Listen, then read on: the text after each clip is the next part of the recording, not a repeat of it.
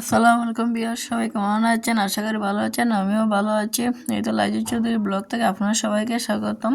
তো আজকে আরেকটি নতুন ব্লগ নিয়ে আপনাদের মাঝে আসলাম।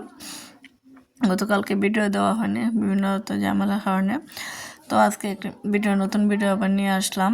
তো আশা করি সবাই দেখবেন, ভালো লাগলে লাইক কমেন্ট করবেন। তো এই তো আছে যাইতেছি, অনেক দিন পর গ্রামের বাড়িতে যাইতেছি। তো আপনারা আমাদের সাথে থাকলে বুঝতে পারবেন কেন যাইতেছি। হঠাৎ করে যাওয়া হইতেছে, যাওয়ার ইচ্ছা ছিল না, তারপরেও যেতে হইতেছে। তো এই তো চলে যাইতেছি।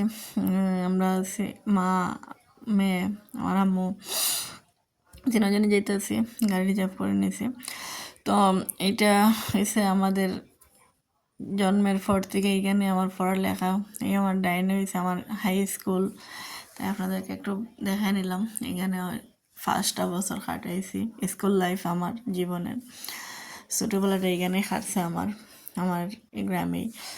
হয়তো অনেক বছর ধরে থাকা হয় না এখানে, প্রায় 20 বছরই গেছি মনে হয় প্রায় আমরা এখানে থাকি না। তো এটা হচ্ছে আমার কলেজ, ডাইনে আর বামে দুই দিকেই আমার কলেজ স্কুল কাছাকাছি। তো আমার কলেজ আর স্কুলটা কাছাকাছি হওয়ার কারণে একই সাথে একই বান্ধবী একই পরিবেশে পড়ালেখা করছে। তো চলে যাইতেছি, আমাদের এটা গ্রামে পড়ছে। এই যে গ্রামের ভিতরে ঢুকলাম, তো একটা পুকুর আছে, এখানে আমাদের জায়গা আছে। তো জায়গার সাইডটা একটু ভিডিও করে নিলাম। এই সাইডটা হচ্ছে আমাদের জায়গা। তো জায়গাটা খালি পড়ে রয়েছে, কিছু ধান মনে হয় রওয়া হয়েছে। তো আমরা তো থাকি না, যে এখন এগুলো তেমন একটা দেখাশোনা করার মতন কেউ নাই। মনে আছে অনেক দিন পর বাড়িতে আসছি, তাও এগুলো তো আর দেখার মতন মানুষ লাগে। আর গ্রামের এই মেট্রোপোর্ট দিয়ে প্রতিদিন সকালে যেতাম আর বিকালে আসতাম, কত যে বিরক্ত লাগতো। আর আজকে কত ভালো লাগতেছে এই মেট্রোপোর্ট দিয়ে আবার যেতে হইতেছে। এখন আরও এত দূর হেঁটে আর আসতে পারি না, কিন্তু ছোটোবেলায় ঠিকই অনেক বছর হেঁটে এই জায়গাটা পার হইতাম। তো অবশেষে আমরা চলে আসলাম গ্রামের বাড়িতে। তো বাড়ি আর আজকে ব্লগ করলাম না, তখন যাইতাছি। বাড়িতে গেছিলাম, বেশি সময় থাকি নাই, 5 মিনিট পর চলে আসছি।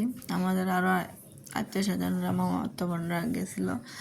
তো তাদের নিয়ে আমরা একটা প্রোগ্রামে অনুষ্ঠানে অংশগ্রহণ করলাম। তো ভালো লাগছে মোটামুটি। আসলে গ্রামের বিয়ে তো সবার সাথে দেখা হয়, এটাই একটা ভালো লাগা। তো এই তো এখন চলে যাইতেছি বিয়ে বাড়িতে।